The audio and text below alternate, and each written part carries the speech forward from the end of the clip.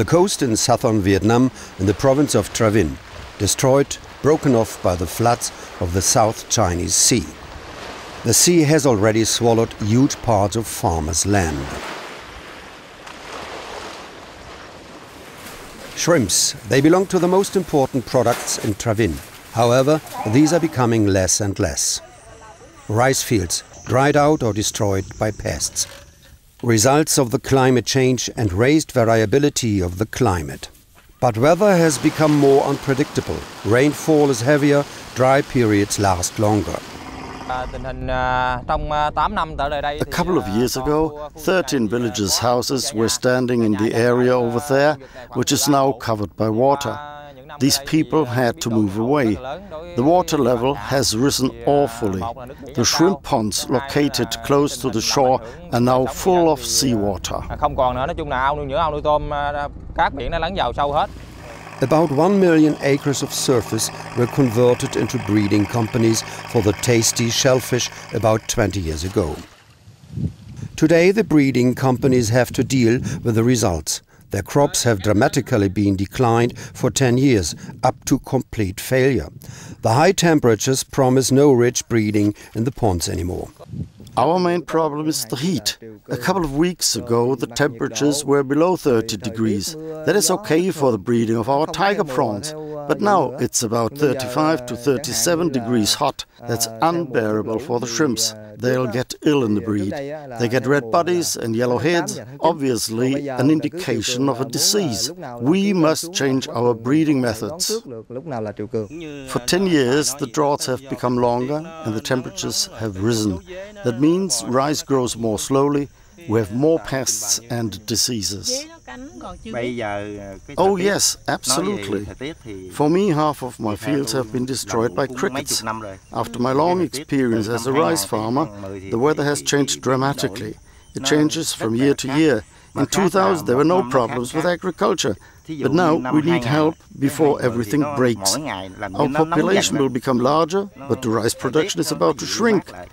We're changing the weather. Our government supports research on rice varieties which can withstand more extreme temperatures. We have planted them, only they were eaten by the crickets, and we farmers do not know how we can solve the problem. The wind blows more violently and the average temperatures have risen.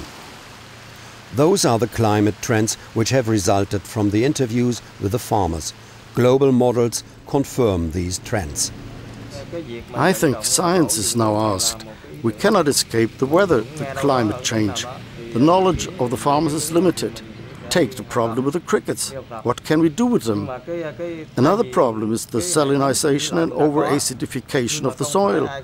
Compared to the situation 10 years ago, this has drastically increased. We can see this in the fact that the rice dies. A spontaneous farmers' meeting. The men are prepared to discuss their profit position. They are all vegetable farmers.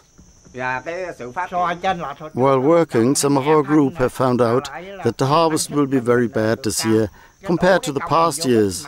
In past years, the weather has been stable. We have had no storms or strong rains.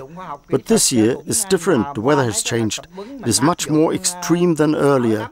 Some have already changed to cultivation just to have an income for their families. Others water more because of the heat.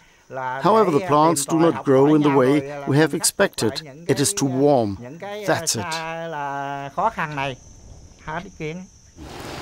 The traders feel the decline in production and criticize the bad quality. Indeed, the citizens of Tra Vinh are still well supplied. However, the export of shellfish, for example, has drastically broken down. The wholesalers say the production of shrimps has gone back more than 50%. Recently, around about 10 tons per day were processed here. Today, there are just 3. The animals this year already died in the ponds because of the big heat. We have already considered in our province to initiate an action plan against the influence of the climate change.